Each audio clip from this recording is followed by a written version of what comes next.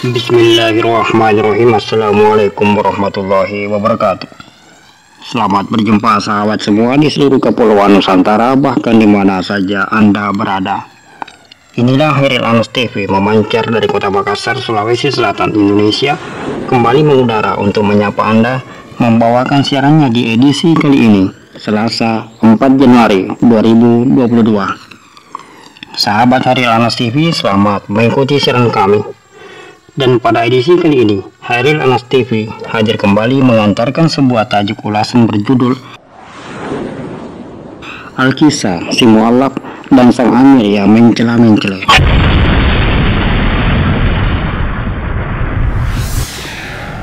Selamat mendengarkan dan tetap merdeka.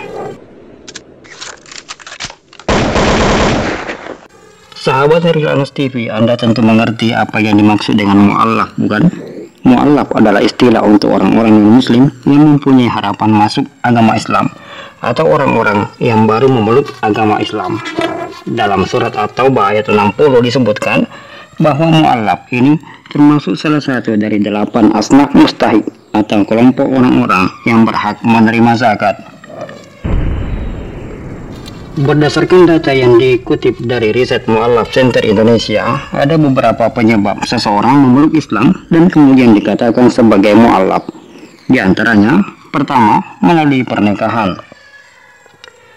Riset Mu'allaf Center Indonesia menyebutkan dari total data mu'allaf yang ada di Indonesia, sebanyak 68% orang menjadi mu'allaf disebabkan oleh pernikahan.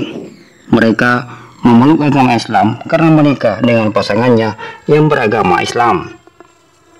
Kedua, melalui upaya pencarian kebenaran dengan keilmuan.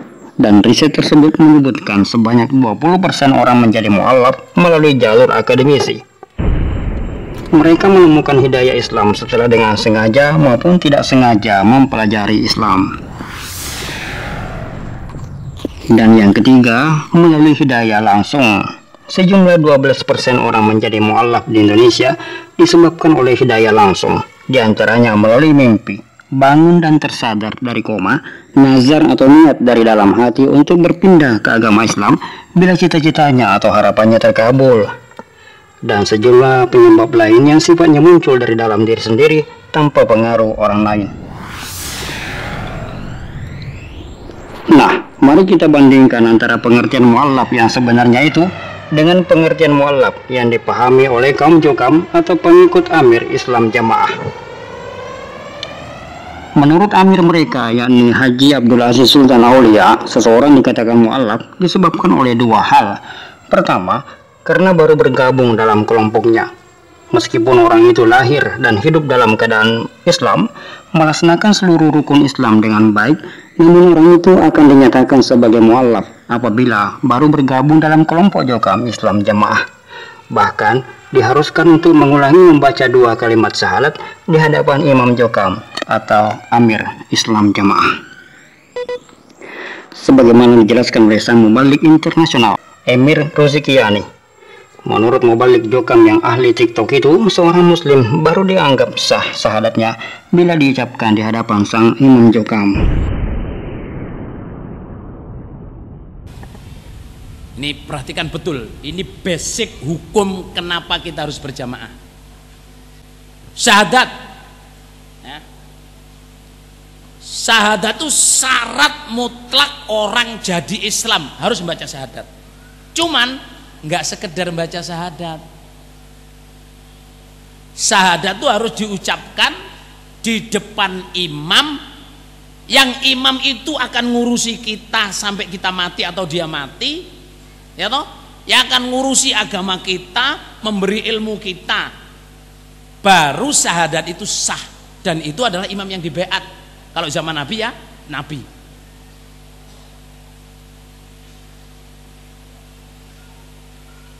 Bisa dipahami nama batin Bro? Jadi kita nggak akan bisa Islam kalau nggak punya imam. Karena apa? Kita nggak akan bisa mengucapkan syahadat. Sebab mengucapkan syahadat yang sah itu harus di depan imam yang dibaiat. Penyebab kedua seseorang dikatakan mu'allaf menurut pemahaman Jokam adalah ketika seseorang pengikut Islam jamaah menikah dengan orang non-Jokam, sebagaimana dijelaskan oleh sang Imam Jokam Abdul Aziz Sultan Aulia berikut ini.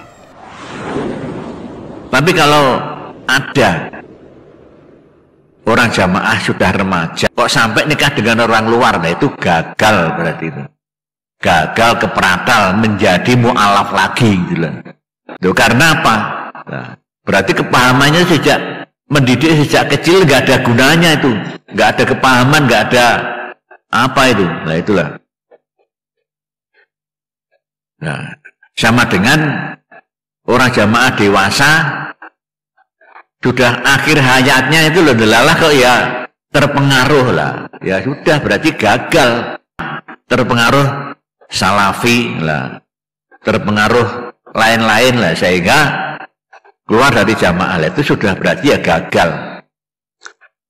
Nah, tapi kalau pendidikan generasi penerus sudah mulai cabai rawit, pra remaja, remaja, sudah usia 20, 25 sampai berapa, nah sampai 30, delalah orang jamaah nggak ada yang lamar, atau orang perempuan yang jamaah nggak ada yang lamar, lah akhirnya didekati orang luar, akhirnya nikah dengan orang luar. Lah itu berarti ya mu'alaf lagi itu, kedua-duanya mu'alaf itu.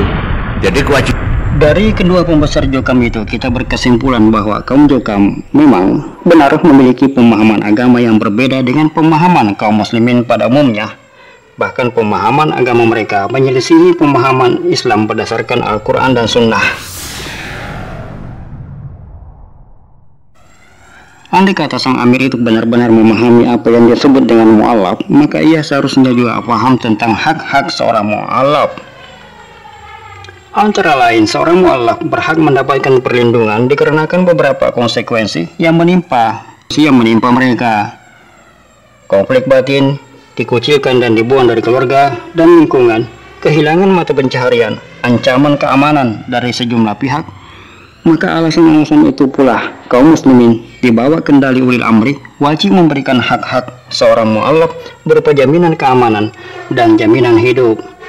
Namun pada kenyataannya, sang Amir yang memvonis seseorang menjadi mu'alaf itu bukannya melindungi, mengayomi atau memberikan hak-haknya, namun justru sang Amir itulah yang memerintahkan pengikutnya untuk mengucilkan, memboikot dan memutus hubungan kepada mu'alaf tersebut. Hak selanjutnya adalah menerima zakat. Selain perlindungan keamanan, Islam juga mewajibkan pemberian bantuan ekonomi kepada mu'alaf untuk memenuhi kebutuhan dan hajat hidupnya. Seharusnya Amir Jokam bila merasa diri sebagai Amirul Mukminin wajib memberikan bagian zakat sebagai pemenuhan kebutuhan kepada mereka-mereka yang dianggapnya sebagai mu'alaf itu. Namun faktanya bukannya memberikan zakat. Bahkan andai kata Amir Jokam itu memiliki kekuasaan, bisa jadi dia akan memerintahkan pengikut setianya untuk membunuh dan merampas harta benda milik orang-orang yang hijrah dari ajaran nyelenehnya yang dianggapnya sebagai seorang mu'alaf itu. Kita kembali pada kesimpulan akhir bahwa ternyata pemahaman Jokam memang terbukti berbeda dengan pemahaman para ulama dan pemahaman seluruh kaum muslimin. Jokam memiliki pemahaman tersendiri tentang mu'alaf, murtad, dan kafir. Orang yang baru masuk Jokam dianggap mu'alaf, yang keluar dari Jokam dinyatakan sebagai murtad, dan yang tidak bergabung dalam Jokam disebut sebagai orang kafir. Pemahaman-pemahaman itu justru mengarahkan kita pada sebuah kesimpulan bahwa Jokam bersama seluruh pengikutnya seakan menganggap bahwa Amir Jokam bersama seluruh pengikutnya seakan menganggap ajarannya sebagai agama baru yang terpisah dari Islam. Atau bisa dikatakan agama Jokam bukan Islam, hanya nama dan praktik ibadahnya saja yang persis sama dengan Islam, ditambahkan beberapa praktik amalan hasil modifikasi sang Amir berbungkus ijtihad. Andai saja mereka mau mengakui bahwa ajaran mereka memang bukan Islam, hanya kebetulan saja sama, maka mungkin mantan-mantan Jokam itu tidaklah keberatan dianggap sebagai murtadun, atau orang-orang yang menolak bergabung dengan kelompoknya dikatakan kafir, mungkin mereka hanya akan tersenyum-senyum saja. Yang jadi masalah adalah mereka mengaku Islam paling benar, dan yang mereka panggil sebagai kafir, murtadun dan mu'allaf adalah orang-orang Islam yang juga memegang teguh syahadatainya dan taat menjalankan kelima rukun Islam serta meyakini keenam rukun iman. Disitulah letak persoalannya. Dan jumlah orang-orang yang keluar dari kelompok Islam Jamaah semakin lama semakin banyak dan sulit untuk dibendung.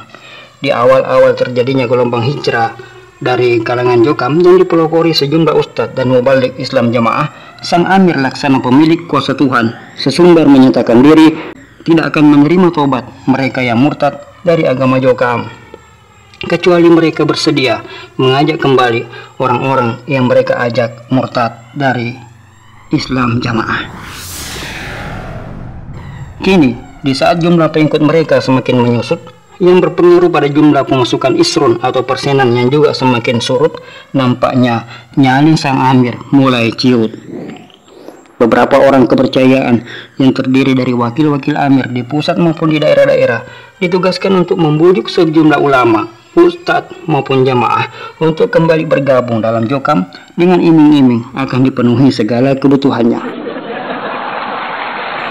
Sang Amir yang mencela-mencela.